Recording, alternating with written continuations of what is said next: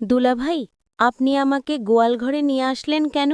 আমি বললাম, আজ আমি তোমার কোনো কথা শুনব না। তোমার কোনো বাধা আমি আজ মানব না। দুলাভাই, আমি একটা বাচ্চা মেয়ে। আপনি আমাকে যেতে দিন। আমি পারব না আপনার সাথে। তুমি পারো আর না পারো সেটা আমার দেখার বিষয় না। আমি আজ তোমাকে কিছুতেই যেতে দিব না। তারপর দুলাই ভাই আমার সাথে জোর করে বাকি ঘটনাটা গল্পতেই বলছি। আমার বিয়ে হয়েছিল অনিলা নামের একটা মেয়ের সাথে। আমার একটা 10 বছরের শালী ছিল। আমার শালীকে তো আমি বাচ্চা মনে করতাম, কিন্তু সে তো পুরাই নায়িকার মতো। আমার স্ত্রী প্রেগনেন্ট হয়েছিল। তখন সে খুব অসুস্থ হয়ে পড়েছিল। তাই বাড়ির কাজকর্ম ও তার সেবার জন্য আমার স্বামীকে আমার বাড়িতে নিয়ে এসেছিলাম। কারণ আমার বউ যখন চিকিৎসার জন্য হসপিটালে গিয়েছিল আর আমি অফিস থেকে যখন বাড়িতে এলাম, তখন আমার শালী আমাকে বলল, দুলাভাই আসুন, আমরা গোয়ালঘরে যাই। তারপর আমার শালী আমায় গোয়ালঘরে নিয়ে আমার সাথে যা করেছিল তা শুনলে তোমাদের মাথা নষ্ট হয়ে যাবে। আমার বউ অনিলা খুবই চটপটে মেয়ে, আর আমার এরকম মেয়ে পছন্দ। কিন্তু সমস্যা সেই সময় ছিল যখন অনিলা প্রেগনেন্ট হয়। ডাক্তার তাকে বিদেশ নেওয়ার জন্য বলে, কিন্তু ওর ভিতরে ভিতরে খুব দুর্বল ছিল। আমাদের বাড়িতে এরকম কেউ ছিল না যে ওকে বসিয়ে সামলাতে পারে। এই কারণে আমাকে বাধ্য হয়ে আমার শালী সীমাকে আমাদের বাড়িতে রাখার জন্য আমার শাশুড়িকে বলতে হয়। কেননা বাড়িতে শুধু আমি একাই থাকতাম। আমার শুধু এক মা ছিল, সে অসুস্থ হলে শাশুড়ি আমার কথা শুনে আমার সাথে আমার ছোট শালীকে পাঠিয়ে দেওয়ার জন্য রেডি হয়ে গেল। আমার শালীর বয়স 10 বছর, কিন্তু সে হয়তো একটু পাগলা টাইপের।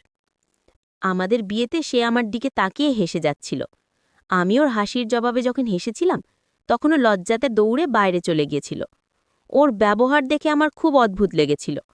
যাই হোক, আমার শাশুড়ি স্বামীকে ডেকে বলতে লাগলেন, সীমা, নিজের কাপড়-চোপড় ব্যাগে ভরে রেডি হয়ে নে, তোর জামাইবাবু তোকে নিতে এসেছে। এই কথা শুনেও তাড়াতাড়ি করে নিজের ঘরে চলে গেল। আর কিছু সময় পরে একটা ছোট ব্যাগ নিয়ে বেরিয়ে এলো। আমি বাইকে করে আমার শ্বশুরবাড়িতে এসেছিলাম। এই কারণে নিজের বাইকে ওকে বসাতে হতো। আমি ওর ব্যাগ সামনে রেখে দিলাম আর ওকে পিছনে বসার ইশারা করলাম। ও মোটরসাইকেলে বসে পড়ল। এই অবধি ঠিকই ছিল, কিন্তু যখন অর্ধেক রাস্তা গেলাম, হঠাৎ এই ঘটনায় আমি চমকে উঠেছিলাম। কপাল ভালো যে আমি মেইন রোডে নেই, নাহলে হঠাৎ করে এই ঘটনায় হয়তো অ্যাক্সিডেন্ট করে ফেলতাম। আমি তাড়াতাড়ি করে মোটরসাইকেল সাইডে দাঁড় করি ওকে বললাম, এটা তুমি কি করছো? কারণ আমার শালী সীমা মোটরসাইকেলে বসে আমার সাথে দুষ্টুমি করছিল। তাই তোমার যদি মোটরসাইকেলে ভয় লাগে, তাহলে তোমার যদি ধরতে হয় তাহলে তুমি আমার কাঁধের ওপর হাত রাখবে। আমার কথা শুনেও তাড়াতাড়ি করে ঠিকঠাক হয়ে বসল। এরপরে আমি ওকে বাড়িতে নিয়ে এলাম। অনিলাকে দেখেও খুব খুশি ছিল। সমস্ত কাজ অনিলা সীমাকে বুঝিয়ে দিয়েছিল। সীমা জল খাবার অদিতির ঘরে নিয়ে দিত, আমার অফিসের কাপড় আয়রন করে দিত। একদিন আমি আমার বাথরুমে স্নান করছিলাম। বেশিরভাগ সময় যখন শরীর খারাপ লাগত, তখন ঘর থেকে বেরিয়ে বারান্দায় গিয়ে বসত। এখনও বারান্দাতেই বসেছিল। আমি বাথরুম থেকে বেরিয়ে হঠাৎ ঘরের মধ্যে সীমাকে দেখার আগে আমার অবস্থা খারাপ হয়ে গেল। হয়তো আমার আয়রন করা কাপড় রাখতে এসেছিল, কিন্তু ও ফিরে যাওয়ার পরিবর্তে ড্রেসিং টেবিলের সামনে দাঁড়িয়েছিল। আমাকে দেখে ও ঘাবড়ে গেল। আমি বললাম, তুমি এখানে কি করছো? কোনো লজ্জা শরম আছে কি তোমার? আমি বললাম, কি? আমি যাও আমার ঘর থেকে। অদ্ভুত বোকামে। সীমা এরকম কথাতেও চোখের জল ফেলতে ফেলতে ঘর থেকে বাইরে বেরিয়ে গেল। আমি রাগে গজগজ করতে করতে নিজের কাপড় পরে যখন বাইরে এলাম, তখনও অনিলার পাশে বসে কান্না করতে বলেছিল। দিদি, আমাকে বাড়িতে রেখে এসো। আমি তোমাদের বাড়িতে থাকতে চাই না। জামাইবাবু সবসময় আমাকে বকতে থাকে। তোমার এই লিপস্টিক আমার ভালো লেগেছিল, তাই তাই আমি একটু লাগাচ্ছিলাম। আমাকে ঘর থেকে বাইরে আসতে দেখে অনিলা আমাকে বলতে লাগল, সুজন, কী সব কাজ করো না তুমি? আমার এই বাচ্চা বোনটিকে শুধু শুধু এত বাজেভাবে বকছো কেন? তোমার বাড়ির সমস্ত কাজের দায়িত্ব ওর উপরে এসে পড়েছে। বিয়ের আগে কোনোদিন আমি ওকে দিয়ে কোনো কাজই করাতাম না, কিন্তু এখনও আমার অসুবিধার কারণে এখানে এসেছে। তাই তোমার নিজের ব্যবহার ওর সাথে ভালো রাখা উচিত, কিন্তু তার পরিবর্তে তুমি সবসময় ওকে বকতে থাকো।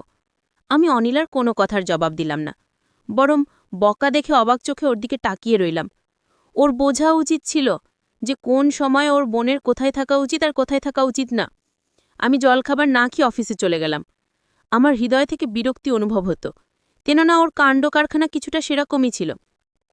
একবার আমি ক্লান্ত হয়ে অফিস থেকে তাড়াতাড়ি বাড়িতে এসে দেখলাম সীমার ঘরের দরজা বন্ধ। আমার মনে হলো হয়তো নিজের ঘরে আছে। আমি নিজের ঘরে ঢুকে দেখলাম অনিলা চাদর দিয়ে মুখ ঢেকে ঘুমিয়ে আছে। যতক্ষণ থেকে অনিলা প্রেগনেন্ট হয়েছে ততক্ষণ থেকেই আমাকে কাছে আসতে দিত না, বলতো ডাক্তার সাবধানে থাকতে বলেছে। যদি ওকে দেখে আমার হৃদয়ে অন্য কিছু করার ইচ্ছা হতো, তাই আমি দরজা লক করে অফিসের ব্যাগ এক সাইডে রাখলাম আর বিছানায় উঠে সীমার পাশে গিয়ে শুয়ে পড়লাম। তখন সে বলল, দুলাভাই, আপনি আমার রুমে কেন? আপনি এখানে কেন এসেছেন? আপনার সাথে আমার আর কোনো কথা নেই। আমি বললাম, তুমি এমন করছো কেন? তুমি আমার সাথে কেন রাগ করছো? তখন সীমা বলল, দুলাভাই, আপনি আমার সাথে শুধু ব্যবহার খারাপ করেন। আমি বললাম, ঠিক আছে, আমি তোমাকে আর কখনো বকা দিব না। তখন সীমা বলল, তাহলে দুলাভাই আমার একটা কথা রাখবে। আমি বললাম, কি কথা? সীমা বলল, দুলাই ভাই, আপনাদের গোয়াল ঘরে কি থাকে? আমি বললাম, গোয়াল ঘরে তো শুধু গরু থাকে। আমার শালি তখন বলল, তাহলে দুলাভাই, ওই গোয়াল ঘরে আমার একটা কাজ আছে আপনার। আমি বাচ্চামের কথা শুনে অবাক হলাম, বলে, কি গোয়াল ঘরে কেন? সীমা বলল, গেলেই বুঝতে পারবেন। এর কিছুদিন পর আমি অফিস থেকে ফিরে এসে দেখলাম আমার স্ত্রী কোথায় জানি গিয়েছিল। আমি বললাম, তুমি কোথায় গিয়েছিলে? ও বলল, আমার পেটে খুব অস্বস্তি হচ্ছিল, এই কারণে পাশের বাড়ির মাসিমাকে নিয়ে ডাক্তারের কাছে গিয়েছিলাম। তাদের গাড়ি আছে, তাই তাকে নিয়ে ডাক্তারের কাছে চেক আপ করি এখনই ফিরলাম। আমি বললাম, ডাক্তার কি বলল? ও বলল, ডাক্তার বলেছে এই সময় এরকম একটু হতে পারে, তিনি কিছু ওষুধ লিখে দিয়েছেন। দিন দিন ওকে খুব দুর্বল মনে হচ্ছিল। আমি অনিলাকে বললাম, তুমি আরাম করো, আমি এক্ষুনি আসছি। আমি নিজের কাপড় বদলে ঘর থেকে বাইরে বেরিয়ে এলাম। সীমা সেই সময় রান্নাবান্না করতে ব্যস্ত ছিল। আমি ওর কাছে এসে দাঁড়িয়ে পড়লাম। আমাকে দেখে ওর মুখের রং বদলে গেল। আমি নিজের মাথা নিচু করে নিলাম, কেননা তার কথা আমি রাখিনি। সে বলেছিল গোয়াল ঘরে যেতে। আমার মনে মনে জানতে ইচ্ছা করছে সেই গোয়াল ঘরে কেন যেতে চাই একটা বাচ্চা মেয়ে। যাই হোক, আমি চাইতাম না এই কথাটা অনিলা অবধি পৌঁছাতে, তাই ওকে বললাম, তুমি যে গোয়াল ঘরে যেতে চাও বোনকে কোনো সময় বলবে না। আমার গলার স্বর কিছুটা কঠিন হয়ে গেল, আরও চুপ থাকল। তারপরে আমার অনুভব হলো যে এই কথাটা আমার কিছুটা নরম স্বরে বলা উচিত। তাই আমি বললাম, দেখো, তুমি গোয়াল ঘরে যেতে চাও কেন? কিছু হয়েছে, সেটা শুধু ভুল বোঝাবুঝির কারণে হয়েছে। একে তো তোমার আমার কথা শোনা উচিত হয়নি। একদিন রাতে দুলাভাই ভুল করে আমার রুমে চলে আসে, আর আমি তো একটা বাচ্চা মেয়ে। আমি চাদর মুখে দিয়ে শুয়ে রইলাম। দুলাভাই আমার বোনের ঘর মনে করে আমার ঘরে চলে আসছে, কিন্তু আমি তো জানতাম সে একটা বাচ্চা মেয়ে। কিন্তু আমার সাথে যে কার্যকলাপটা ঘটল সেটা দেখে আমার হুঁশ হয়ে গেল।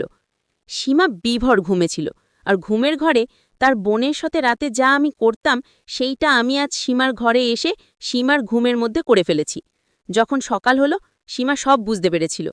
আমার মনে হয়েছিল যে তুমি অনিলা, কিন্তু তারপরেও যা কিছু হয়েছে তার জন্য আমি তোমার কাছে ক্ষমা চাইছি, কিন্তু প্লিজ এই কথাটা অনিলাকে বলো না। আমার নরম স্বরে কথা শুনেও বলতে লাগলো, আমাকে অনিলা দিদি বলেছিল যে আমি যেন তার ঘরে থাকি। আমি বললাম, যাই হোক, যা কিছু হয়ে গেছে সেটা ভুলে যাও। তো সঙ্গে সঙ্গে আমার কথা মেনে নিল, আর আমিও নিশ্চিত হলাম। সময় এইভাবেই কাটতে লাগলো। কিন্তু সীমার একটা আবদার আছে, সেটা হলো সে আমাকে কিছুদিন যাবৎ বলতেছিল তার সাথে আমি গোয়াল ঘরে যেতে।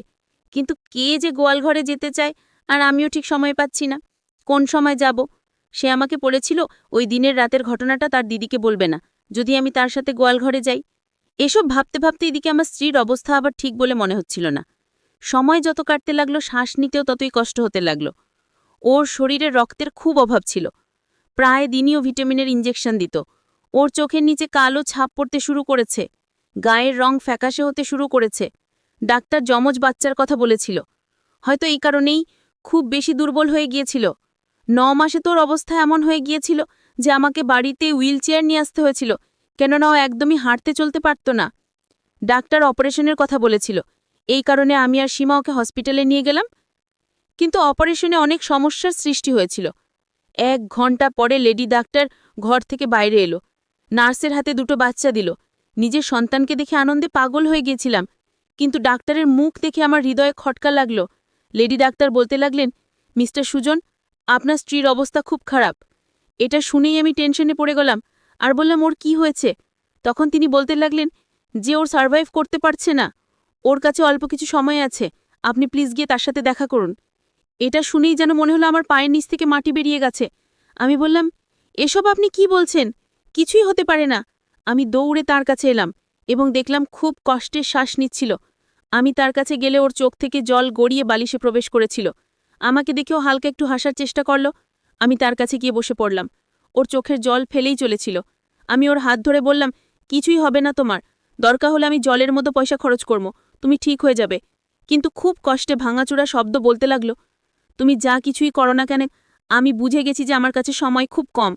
আমার স্ত্রী বলতে লাগলো, সুজন, প্লিজ আমার বাচ্চাদের জন্য সৎ মা নিয়ে এসো না, তার থেকে তুমি সীমাকে বিয়ে করে নিও। ওর কথা শুনে হতবম্ব হয়ে ওর দিকে তাকিয়ে রইলাম। হঠাৎ করে হওয়া এই অবস্থার জন্য আমি একদম রেডি ছিলাম না। আমি বললাম, এরকম কথা কেন বলছো তুমি? তোমার কিছুই হবে না, ভগবানের জন্য এরকম কথা বলো না। অনিলা হঠাৎ করে নিঃশ্বাস নিতে খুব কষ্ট হতে লাগলো। আমি ডাক্তারকে ডাকতে শুরু করে দিলাম। আমি চিৎকার করে করে সমস্ত লোক আশেপাশে দাঁড়িয়েছিল। আমার চোখ দিয়ে জল পড়তে লাগলো। কিন্তু এত কিছুর পরেও ও আমাদেরকে ছেড়ে চলে গেল। আমার গণনা তো সেই সমস্ত পুরুষদের মধ্যে হয়তো যারা নিজের স্ত্রীর জন্য সমস্ত স্বপ্ন, সমস্ত আবেগ কন্ট্রোল করতে পারে না। এর সাথে আমার এরকমই বন্ধন ছিল। ওর শান্ত স্বভাব আমার হৃদয়ে ওর জন্য আলাদা জায়গা করে নিয়েছিল। ওর প্রতি আমার গভীর ভালোবাসার কারণে আমি কখনো আমার শালিকে নজর উঠিয়ে দেখিনি। আমি কান্না করে বলতে লাগলাম, তুমি আমাকে এভাবে ছেড়ে দিতে পারো না।